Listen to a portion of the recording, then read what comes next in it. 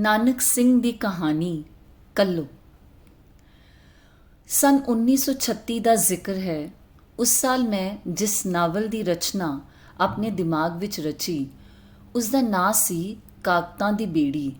ਤੇ ਜਦੋਂ ਇਸ ਨੂੰ ਲਿਖਣ ਲਈ ਮੈਨੂੰ ਪਹਾੜ ਜਾਣ ਦੀ ਲੋੜ ਜਾਪੀ ਤਾਂ ਦਿਲ ਕੁਝ ਗੋਤਿਆਂ ਵਿੱਚ ਪੈ ਗਿਆ। ਖੀਸਾ ਐਤਕੀ ਇਜਾਜ਼ਤ ਨਹੀਂ ਸੀ ਦੇ ਰਿਹਾ, ਸੋ ਮੈਂ ਮਨ ਮਾਰ ਕੇ ਘਰ ਵਿੱਚ ਹੀ ਇਸ ਨੂੰ ਲਿਖਣਾ ਸ਼ੁਰੂ ਕਰ ਦਿੱਤਾ। ਪਰ ਅੰਬਾਂ ਦੀ ਭੁੱਖ ਅੰਬਾਕੜੀਆਂ ਨਾਲ ਕਦੋਂ ਦੂਰ ਹੋ ਸਕਦੀ ਸੀ। ਅਖੀਰ ਕਿਸੇ ਤਰ੍ਹਾਂ ਔਖਾ ਸੁਖਾਲਾ ਹੋ ਕੇ ਥੋੜ੍ਹੀ ਜਿਹੀ ਰਕਮ ਦਾ ਪ੍ਰਬੰਧ ਕਰ ਹੀ ਲਿਆ ਤੇ 6 ਜੁਲਾਈ ਸਨ 1936 ਨੂੰ ਮੈਂ ਧਰਮਸ਼ਾਲਾ ਜਾਣ ਲਈ ਪਠਾਨਕੋਟ ਦੀ ਗੱਡੀ ਚੜ੍ਹਿਆ। ਕਈ ਸਾਲਾਂ ਤੋਂ ਅੱਪਰ ਧਰਮਸ਼ਾਲਾ ਦੇ ਇੱਕ ਰਮਣੀਕ ਥਾਂ ਮੈਕਲੋਡਗੰਜ ਡੇਰਾ ਕਰਦਾ ਹੁੰਦਾ ਸਾਂ, ਪਰ ਐਤਕੀ ਬਟੂਏ ਦਾ ਵਜ਼ਨ ਕੁਝ ਹੌਲਾ ਵੇਖ ਕੇ ਮੈਂ ਮਕਾਨ ਦਾ ਕਿਰਾਇਆ ਬਚਾ ਲਿਆ ਤੇ ਕੋਤਵਾਲੀ ਬਾਜ਼ਾਰ ਆਪਣੇ ਇੱਕ ਰਾਮਗੜੀਆ ਦੋਸਤ ਪਾਸ ਜਾ ਉਤਰਿਆ। ਉਸ ਦਾ ਘਰ ਇੱਕ ਗੁਮਨਾਮ ਜਿਹੇ ਮੁਹੱਲੇ ਵਿੱਚ ਸੀ, ਜਿੱਥੇ ਬਹੁਤੇ ਘਰ ਪੰਜਾਬੀਆਂ ਦੇ ਤੇ ਕੁਝ ਥੋੜੇ ਜਿਹੇ ਦਿੱਲੀ ਵਾਲੇ ਬਾਣੀਆਂ ਦੇ ਸਨ। ਮੇਰਾ ਮਿੱਤਰ ਆਪਣੇ ਛੋਟੇ ਜਿਹੇ ਮਕਾਨ ਵਿੱਚ 1.25 ਲੱਖ ਹੀ ਸੀ, ਜਿਹੜਾ ਦਿਨ ਚੜ੍ਹਦੇ ਪਕਾ ਖਾ ਕੇ ਕੰਮ ਤੇ ਚਲਾ ਜਾਂਦਾ ਤੇ ਸ਼ਾਮੀ ਪਰਤਦਾ ਸੀ।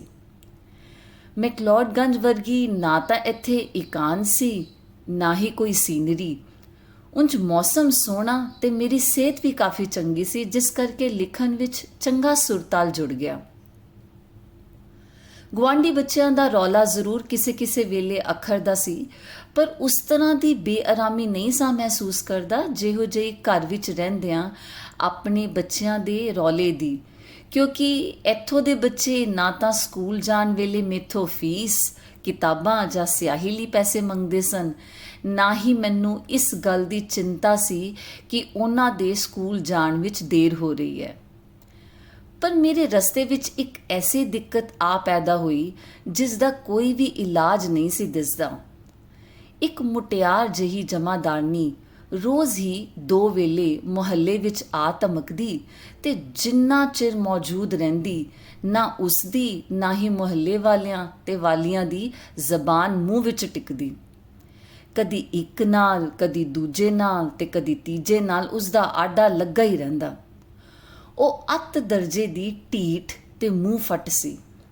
ਇੱਕ ਦੇ ਬੂਹੇ ਅੱਗੋਂ ਕੂੜਾ ਹੂੰਝ ਕੇ ਕਿਸੇ ਦੂਸਰੇ ਦੇ ਘਰ ਜਾਂ ਢੇਰੀ ਕਰਦੀ, ਜਿਸ ਕਰਕੇ ਮੇਰੇ ਨਾਵਲ ਵਾਂਗ ਉਸਦੀ ਲੜਾਈ ਦਾ ਕੋਈ ਨਾ ਕੋਈ ਕਾਂਡ ਹਰ ਵੇਲੇ ਸ਼ੁਰੂ ਹੀ ਰਹਿੰਦਾ ਸੀ।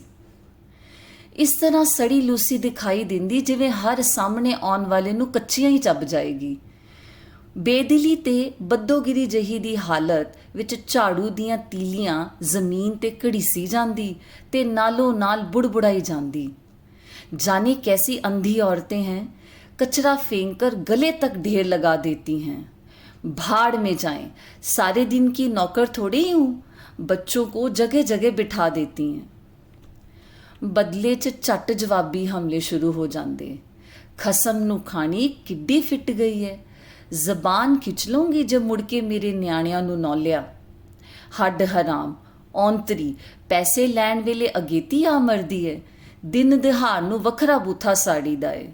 ਫੇਰ ਵੀ ਸੱਤੀ ਪੀੜੀ ਹਗਾਣੀ ਦਾ ਢੰਗਾਰ ਨਹੀਂ ਪੈਂਦਾ, ਹਰ ਵੇਲੇ ਸੜੂ ਸੜੂ ਕਰਦੀ ਰਹਿੰਦੀ ਹੈ।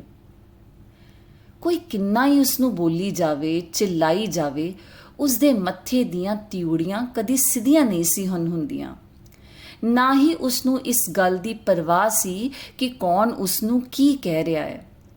ਕੋਈ 1000 ਰੁਪਇਆ ਕੂਕੇ, ਕੱਲੋ ਮੇਰਾ ਕੋਠਾ ਲਾ ਜਾ, ਕੱਲੋ ਕਈਆਂ ਦਿਨਾਂ ਤੋਂ ਸਾਡੀ ਨਾਲੀ ਵਿੱਚ ਕੂਚੀ ਨਹੀਂ ਫੇਰੀ, ਬੋ ਨਾਲ ਨੱਕ ਪਾਟਣ ਆਇਆ ਹੋਇਆ ਹੈ, ਕੱਲੋ ਆ ਢੇਰੀਆਂ ਤਾਂ ਬੂਹੇ ਅੱਗੋਂ ਚੁੱਕ ਲੈ। ਪਰ ਕੱਲੋ ਨੂੰ ਜਿਵੇਂ ਪਤਾ ਹੀ ਨਹੀਂ ਕਿ ਕੌਣ ਕੀ ਬੋਲੀ ਜਾਂਦਾ ਹੈ। ਉਸਨੇ ਜੋ ਕੁਝ ਕਰਨਾ ਹੁੰਦਾ ਆਪਣੀ ਮਰਜ਼ੀ ਨਾਲ ਹੀ ਕਰਦੀ ਸੀ। ਕਿਸੇ ਦਾ ਆਖਿਆ ਮੰਨਣ ਦੀ ਜਿਵੇਂ ਉਸਨੇ ਸਹੁੰ ਖਾਧੀ ਹੋਈ ਸੀ। ਉਸਦੇ ਇਸੇ ਢੀਠਪੁਣੇ ਤੋਂ ਚਿੜ ਕੇ ਸਾਰਾ ਮੁਹੱਲਾ ਉਸਦੇ ਗੱਲ ਪੈਂਦਾ ਰਹਿੰਦਾ ਸੀ ਤੇ ਜਵਾਬ ਵਿੱਚ ਕੱਲੋ ਇੱਕ ਦੀਆਂ 4 ਨਾ ਸੁਣਾ ਲਵੇ, ਉਸਨੂੰ ਚੈਨ ਕਿੱਥੇ। ਪਤਾ ਨਹੀਂ ਉਹ ਕਿਹੜੀ ਮਿੱਟੀ ਦੀ ਘੜੀ ਹੋਈ ਸੀ ਕਿ ਨਾ ਤਾਂ ਲੋਕਾਂ ਦੀਆਂ ਗਾਲਾਂ ਤੋਂ ਛਿੱਤੀ ਪੈਂਦੀ, ਨਾ ਹੀ ਬੁੜਬੁੜ ਕਰਨੋਂ ਟਲਦੀ। ਜਿਵੇਂ ਗਾਲਾਂ ਖਾਣੀਆਂ ਤੇ ਬੁੜਬੁੜ ਕਰਨਾ ਇਹ ਉਸਦੇ ਨਿਤਨੇਮ ਵਿੱਚ ਸ਼ਾਮਿਲ ਸੀ, ਜਿਵੇਂ ਉਸਦੀ ਇਸ ਰੋਜ਼ਾਨਾ ਕਾਰ ਵਿੱਚ ਕੁਝ ਵੀ ਓਪਰਾਪਣ ਨਹੀਂ ਸੀ। ਕੇਵਲ ਇਹੋ ਹੀ ਨਹੀਂ, ਮੈਨੂੰ ਉਸਦੇ ਕਲਾ ਕਲੇਸ਼ ਤੋਂ ਖਿਝ ਸੀ। ਉਸਦੀ ਸ਼ਕਲ ਵੀ ਬੜੀ ਮਨਹੂਸ ਜਾਪਦੀ ਸੀ, ਇੰਨੀ ਮਨਹੂਸ ਕਿ ਵੇਖ ਕੇ ਮੈਨੂੰ ਡਰ ਵੀ ਆਉਣ ਲੱਗ ਪੈਂਦਾ ਤੇ ਗੁੱਸਾ ਵੀ। ਉਸਦੇ ਚਿਹਰੇ ਉੱਤੇ ਭਾਵੇਂ ਬਦਸੂਰਤੀ ਦਾ ਕੋਈ ਚਿੰਨ੍ਹ ਨਹੀਂ ਸੀ। ਉਮਰ ਵੀ ਉਹ ਸੀ ਜਿਸ ਉਮਰੇ ਕਹਿੰਦੇ ਹਨ ਕਿ ਖੋਤੀ ਉੱਤੇ ਵੀ ਹੁਸਨ ਆ ਜਾਂਦਾ ਹੈ, ਅਰਥਾਤ ਭਰ ਜਵਾਨੀ ਦੀ। ਫਿਰ ਵੀ ਪਤਾ ਨਹੀਂ ਕਿਉਂ ਉਹ ਸਾਰਿਆਂ ਨੂੰ ਭੈੜੀ ਲੱਗਦੀ ਸੀ ਤੇ ਸਭ ਤੋਂ ਬਹੁਤੀ ਮੈਨੂੰ। ਬਹੁਤ ਹੀ ਆਵਾਜ਼ਾਰ ਹੋ ਗਿਆ ਮੈਂ। ਇਸ ਮੁਸੀਬਤ ਤੋਂ ਬਚਣ ਦਾ ਕੋਈ ਰਾਹ ਨਹੀਂ ਸੀ। ਛੇਕੜ ਫੈਸਲਾ ਕੀਤਾ ਕਿ ਪ੍ਰਭਾਤ ਵੇਲੇ ਉੱਠ ਕੇ ਕੰਮ ਕਰਿਆ ਕਰਾਂ ਤੇ ਉਸ ਕਲੈਣੀ ਦੇ ਆਉਣ ਤੋਂ ਪਹਿਲਾਂ ਮੁਕਾ ਲਿਆ ਕਰਾਂ। ਸੋ ਇੱਦਾਂ ਹੀ ਸ਼ੁਰੂ ਕੀਤਾ, ਪਰ ਪਤਾ ਨਹੀਂ ਮੈਨੂੰ ਭੁਲੇਖਾ ਸੀ ਜਾਂ ਸੱਚਮੁੱਚ ਇਹੋ ਗੱਲ ਸੀ। ਮੈਨੂੰ ਜਾਪਿਆ ਜਿਵੇਂ ਕੱਲੋ ਵੀ ਪਹਿਲੇ ਨਾਲੋਂ ਸਵਖਤੇ ਆਉਣ ਲੱਗ ਪਈ ਹੈ। ਲਿਖਣ ਦੇ ਸੰਬੰਧ ਵਿੱਚ ਮੇਰੀ ਇੱਕ ਆਦਤ ਬੜੀ ਚੰਦਰੀ ਹੈ ਕਿ ਜੇ ਲਿਖਦਿਆਂ ਰਤਾ ਕੋ ਮੂਡ ਖਰਾਬ ਹੋ ਜਾਵੇ, ਭਾਵੇਂ 1000 ਕੋਸ਼ਿਸ਼ ਕਰਾਂ, ਸਾਰਾ ਦਿਨ ਮੈਂ ਕੁਝ ਨਹੀਂ ਲਿਖ ਸਕਦਾ। ਅਖੀਰ ਲਾਚਾਰ ਹੋ ਕੇ ਮੈਂ ਫੈਸਲਾ ਕਰ ਲਿਆ ਕਿ ਇੱਥੋਂ ਡੇਰਾ ਚੁੱਕਿਆ ਜਾਵੇ, ਭਾਵੇਂ ਮਸਾਨਾ ਦੀ ਬਰਾਦਰੀ ਵਿੱਚ ਹੀ ਕਿਉਂ ਨਾ ਜਾ ਕੇ ਰਹਿਣਾ ਪਵੇ। ਸਬਬ ਨਾਲ ਅਗਲੇ ਦਿਨ ਰਾਤੀ ਮੈਂ ਇਹੋ ਫੈਸਲਾ ਕਰਕੇ ਸੁੱਤਾ ਕਿ ਦਿਨ ਚੜ੍ਹਦੇ ਹੀ ਮੈਂ ਆਪਣਾ ਬੋਰੀਆ ਬਿਸਤਰਾ ਇੱਥੋਂ ਚੁੱਕ ਲੈ ਜਾਵਾਂਗਾ। ਪਰ ਦੂਜੇ ਦਿਨ ਸਵੇਰ ਤੋਂ ਹੀ ਬਾਰਿਸ਼ ਇੰਨੇ ਜ਼ੋਰ ਦੀ ਸ਼ੁਰੂ ਹੋ ਗਈ ਕਿ ਮੈਂ ਜਾ ਨਾ ਸਕਿਆ। ਉਸੇ ਤਰ੍ਹਾਂ ਟੁੱਟੇ ਖੁੱਸੇ ਦਿਲ ਨਾਲ ਮੈਂ ਆਪਣਾ ਕੰਮ ਛੂ ਬੈਠਾ। ਬੇਤਹਾਸ਼ਾ ਮੀਂਹ ਪੈਣ ਦਾ ਇੱਕ ਲਾਭ ਵੀ ਹੋਇਆ ਕਿ ਕੱਲੋ ਅੱਜ ਸਵੇਰ ਤੋਂ ਵੀ ਖਾਲੀ ਨਾ ਦਿੱਤੀ। ਫਿਰ ਵੀ ਜਿੰਨਾ ਚਿਰ ਮੈਂ ਲਿਖਦਾ ਰਿਹਾ, ਇਹੋ ਸਹਿਮ ਦਿਲ ਵਿੱਚ ਬਣਿਆ ਰਿਹਾ ਕਿ ਹੁਣ ਵੀ ਆਈ। ਗੁਆਂਢੋਂ ਜੇ ਕਿਸੇ ਜਨਾਨੀ ਦੀ ਉੱਚੀ ਬੋਲਣ ਦੀ ਆਵਾਜ਼ ਸੁਣਾਈ ਦਿੰਦੀ ਤਾਂ ਮੇਰਾ ਦਿਲ ਧੜਕਣ ਲੱਗ ਪੈਂਦਾ, ਮਤੇ ਉਹ ਆ ਗਈ ਹੋਵੇ। ਸ਼ਾਮੀ ਕੰਮ ਤੋਂ ਵਾਪਸ ਆਉਂਦਾ ਹੋਇਆ ਮੇਰਾ ਦੋਸਤ ਕੁਝ ਅੰਬ ਖਰੀਦ ਕੇ ਮੇਰੇ ਲਈ ਲੈ ਆਇਆ ਸੀ।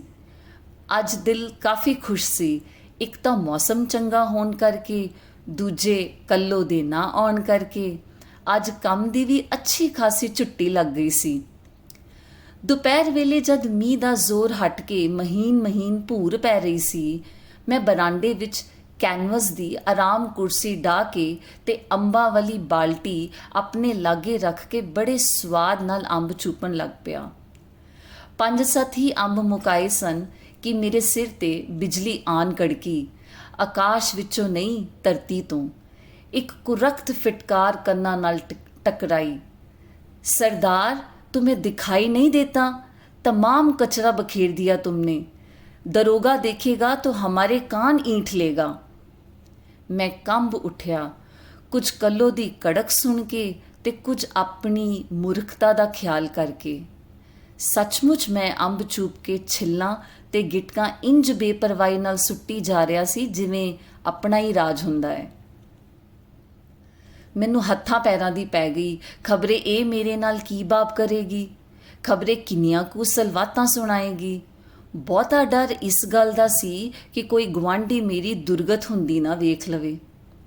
मैं झटपट कुर्सी तो उठिया ते ये कहंदा होया गिटकां छिलना कट्ठियां करन लग पिया। ओह, बड़ी भूल हुई बहन, मुआफ़ करना, परदेसी हूँ, ख्याल नहीं रहा, फिर ऐसी भूल नहीं करूँगा। मेरा ख्याल सी कि अपने सुभाਅ अनुसार वो मेरे उत्ते काफ़ी वरेगी, पर वेख के मैं हैरान रह गया कि उसने बुल तो बुल ना चुक्या। ते जद मैं अद्धियां को छिलना समेट चुका तां बोली, तुम रहने दो सरदार, मैं उठाए लेती हूँ। मैं हट गया ते बाल्टी विचों हथ धोन लगा।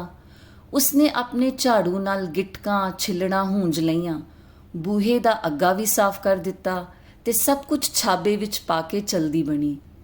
मैनू इत्मीनान दा साह आया। शुक्र है बला टली। मैं अंबां वल्लों वेला हो के मुड़ अपने काम जुट पिया। मींह दे जोर करके उस दिन भी मैं थां बदल ना सकिया। दूसरे दिन जब कल्लो आई ਤਾਂ ਸਭ ਤੋਂ ਪਹਿਲਾਂ ਉਸਨੇ ਮੇਰੇ ਘਰ ਦਾ ਅੱਗਾ ਸਾਫ਼ ਕੀਤਾ। ਨਾਲੀ ਜਿਸ ਦੀ ਗਿਲਾਜ਼ਤ ਨੂੰ ਮੀਂਹ ਦਾ ਪਾਣੀ ਵੀ ਦੂਰ ਨਹੀਂ ਸੀ ਕਰ ਸਕਿਆ, ਉਸਨੇ ਖਰੋਚ ਕੇ ਸਾਫ਼ ਕਰਨੀ ਸ਼ੁਰੂ ਕਰ ਦਿੱਤੀ।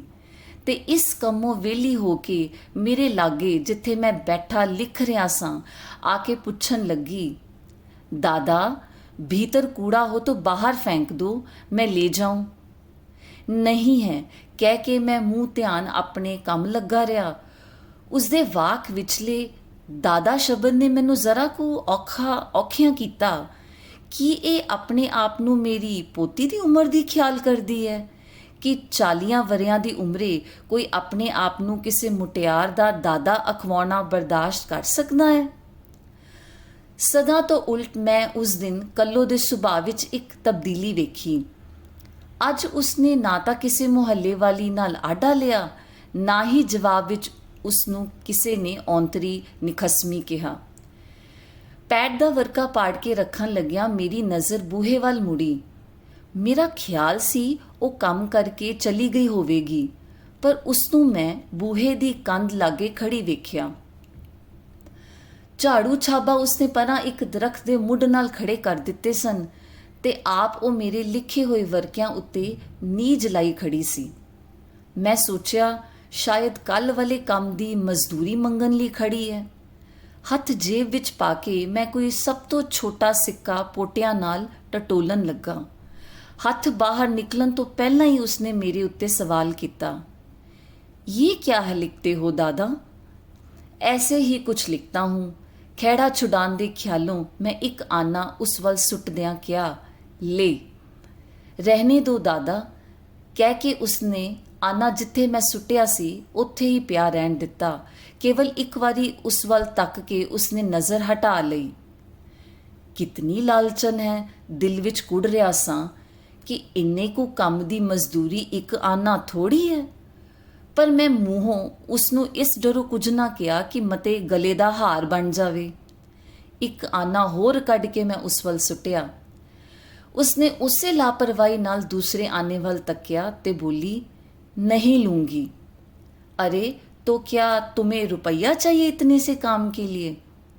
मैं तैश ਵਿੱਚ ਆ ਕੇ ਇੰਨੀ ਗੱਲ ਕਹਿ ਤਾਂ ਗਿਆ, ਪਰ ਜਿਉਂ ਹੀ ਉਸਦੇ ਚਿਹਰੇ ਉੱਤੇ ਡੂੰਗੀ ਨਜ਼ਰ ਸੁੱਟੀ ਕਿ ਮੈਨੂੰ ਸ਼ਰਮਸਾਰ ਹੋਣਾ ਪਿਆ।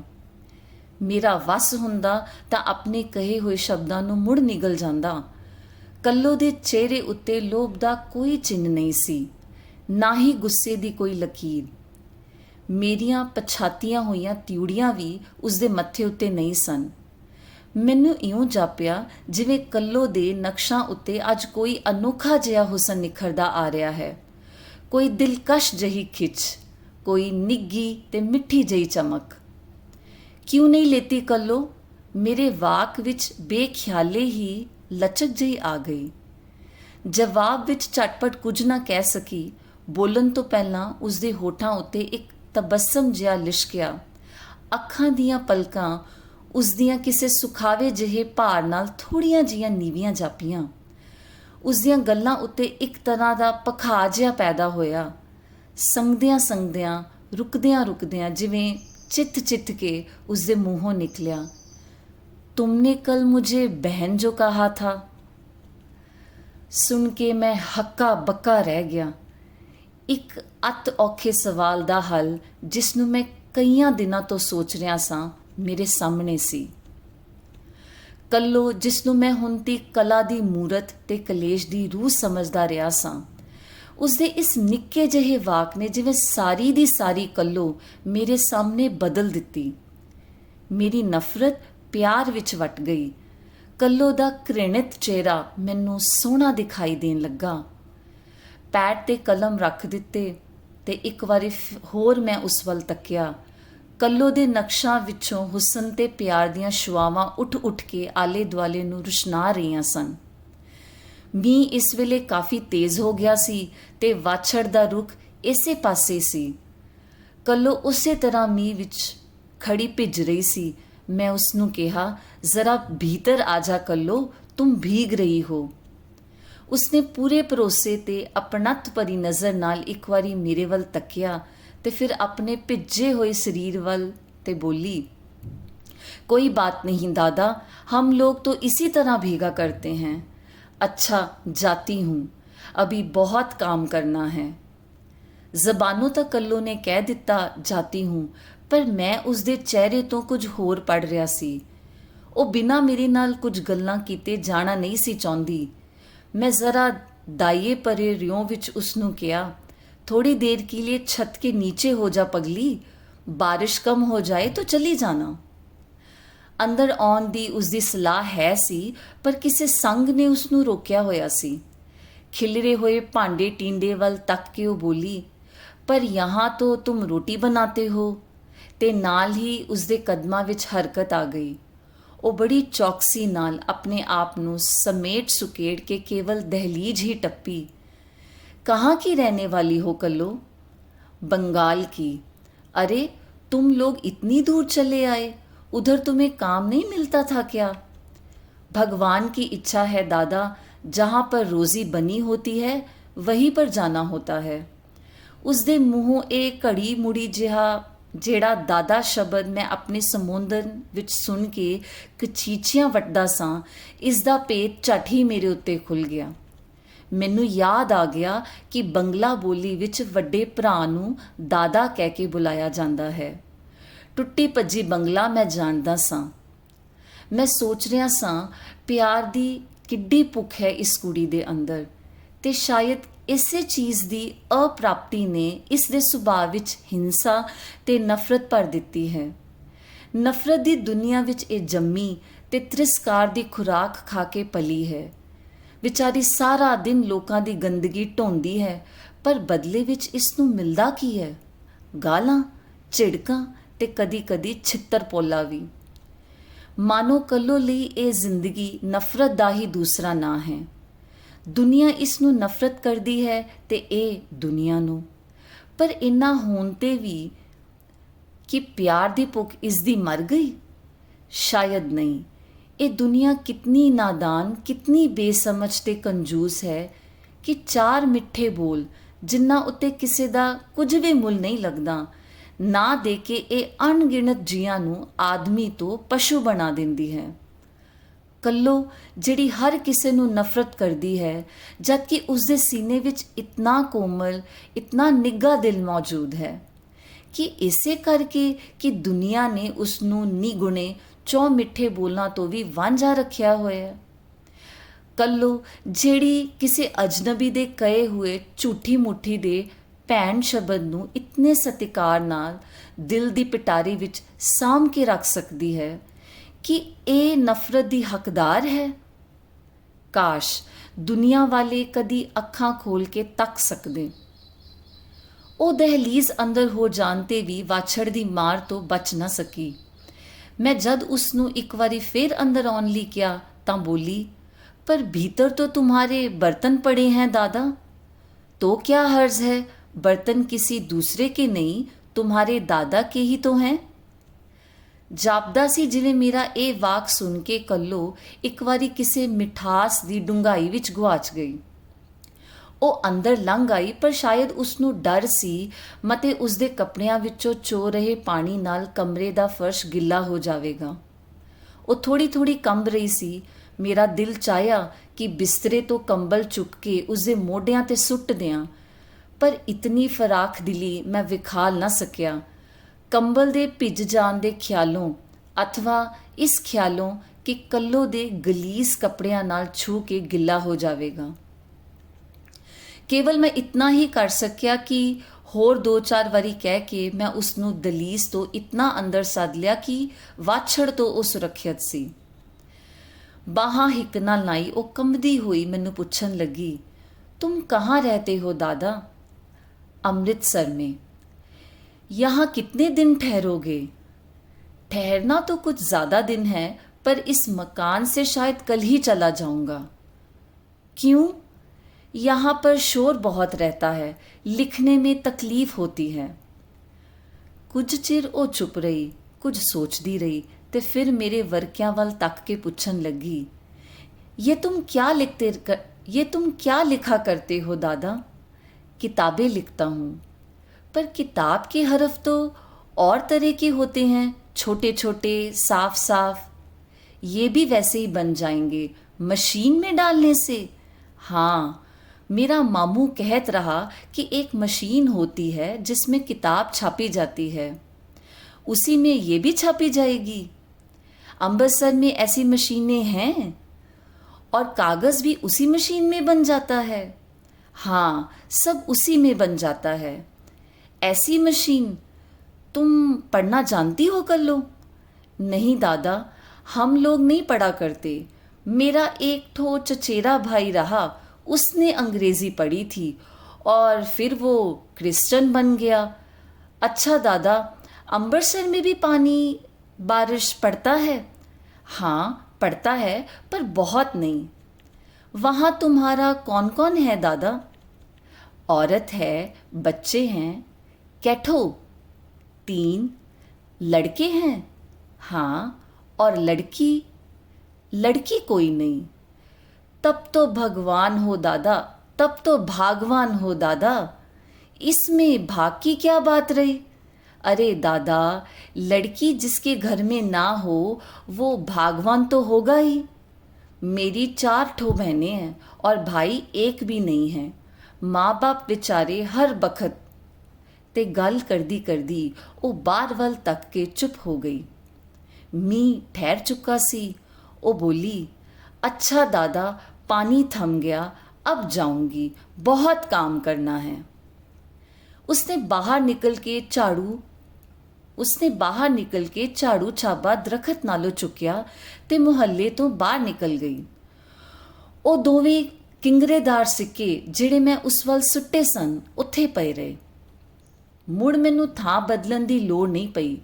ਉਸ ਤੋਂ ਬਾਅਦ ਜਿੰਨੇ ਦਿਨ ਮੈਂ ਉੱਥੇ ਰਿਹਾ ਬੜੇ ਆਰਾਮ ਨਾਲ ਬੀਤੇ। ਮੇਰੇ ਕੰਮ ਵਿੱਚ ਕੋਈ ਵਿਘਨ ਨਹੀਂ ਪਿਆ। ਕੱਲੋ ਆਪਣੀ ਨੀਅਤ ਵਕਤ ਸਿਰ ਆਉਂਦੀ, ਮੁਹੱਲਾ ਸੰਭਰਦੀ, ਘਰਾਂ ਦੀ ਸਫਾਈ ਕਰਦੀ ਤੇ ਜਾਣ ਤੋਂ ਪਹਿਲਾਂ 2 ਘੜੀਆਂ ਮੇਰੇ ਕੋਲ ਠਹਿਰਦੀ। ਕੁਝ ਇੱਧਰ ਉੱਧਰ ਦੀਆਂ ਗੱਲਾਂ ਕਰਦੀ ਤੇ ਫੇਰ ਚਲੀ ਜਾਂਦੀ। ਉਹੀ ਕੱਲੋ ਜਿਹੜੀ ਪਹਿਲਾਂ ਤੂਫਾਨ ਮੇਲ ਬਣੀ ਰਹਿੰਦੀ ਸੀ, ਹੁਣ ਅੱਖ ਵਿੱਚ ਪਾਈ ਨਹੀਂ ਸੀ ਬਿੜਕਦੀ। ਜੋ ਕੁਝ ਵੀ ਉਸ ਨੂੰ ਕਹਿੰਦਾ ਬਿਨਾਂ ਕੰਨ ਬਿੜਕਿਆਂ ਕਰਨ ਲੱਗ ਜਾਂਦੀ। ਕੀ ਮਜਾਲ ਜੇ ਅਲਫੋਂ ਬੇ ਕਹਿ ਜਾਵੇ। ਇੱਥੋਂ ਤੱਕ ਕਿ ਜੇ ਮੁਹੱਲੇ ਵਿੱਚ ਬਾਲਾਂ ਨੂੰ ਰੋਲਾ ਪਾਉਂਦਿਆਂ ਵੇਖਦੀ ਤਾਂ ਝੱਟ ਪਿਆਰ ਨਾਲ ਕਹਿਣ ਲੱਗ ਪੈਂਦੀ, शोर मत करो नन्हे, उधर सरदार बाबू लिख रहे हैं, खफा होंगे। नावल ਦਾ ਕੰਮ ਸਫਲਤਾ ਨਾਲ ਸਿਰੇ ਚੜ ਗਿਆ ਤੇ ਜਿੰਨੇ ਦਿਨ ਰਹਿਣ ਦਾ ਮੇਰਾ ਟੀਚਾ ਸੀ ਪੂਰਾ ਹੋ ਗਿਆ। ਮੈਂ ਵਾਪਸ ਜਾਣ ਦੀ ਤਿਆਰੀ ਕਰਨ ਲੱਗਾ। ਟੁਰਨ ਤੋਂ ਪਹਿਲੇ ਦਿਨ ਦਾ ਜ਼ਿਕਰ ਹੈ। ਕੱਲੋ ਕੰਮਕਾਰ ਤੋਂ ਵਿਹਲੀ ਹੋ ਕੇ ਜਦ ਮੇਰੇ ਪਾਸ ਆ ਖੜੋਤੀ ਤਾਂ ਮੈਂ ਉਸ ਨੂੰ ਕਿਹਾ, ਕੱਲ ਹਮ ਚਲੇ ਜਾएंगे ਕੱਲੋ ਰਾਨੀ। ਚਲੇ ਜਾएंगे ਦਾਦਾ? ਉਸਨੇ ਸ਼ਾਇਦ ਕੁਝ ਘਬਰਾ ਕੇ ਕਿਹਾ, ਜਿਵੇਂ ਕਿਸੇ ਬਹੁਤ ਹੀ ਨਜ਼ਦੀਕੀ ਰਿਸ਼ਤੇਦਾਰ ਨੂੰ ਕਹੀਦਾ ਹੈ, ਤੇ ਆਪਣੇ ਇਸ ਕਹਿਣ ਢੰਗ ਤੋਂ ਜਿਵੇਂ ਆਪ ਹੀ ਕੁਝ ਕੱਚੀ ਜਿਹੀ ਹੋ ਗਈ। ਫਿਰ ਜ਼ਰਾ ਗੰਭੀਰਤਾ ਵਿੱਚ ਬੋਲੀ, इतनी जल्दी क्यों जा रहे हो दादा? जल्दी कहाँ, 1 महीने के करीब हो गया कल्लो। फिर कब आओगे? भगवान ने चाहा तो दूसरे साल। वो काफ़ी चिर चुपचाप खड़ोती रही। उसके चेहरे तो मैं जान ना सकिया कि की सोच रही है। ज़रा इधर आना कल्लो, मैं जेब विच हथ पांदियां उसनू कहा, ते वो बिना हिचकिचाहट मेरे कोल आ खड़ोती। मैं उस वेले मंजे ते बैठा सां। जेब चों 1 रुपया कढ़ के उसदे हथ ते धरिया ते उसदे सिर ते हथ फेरिया।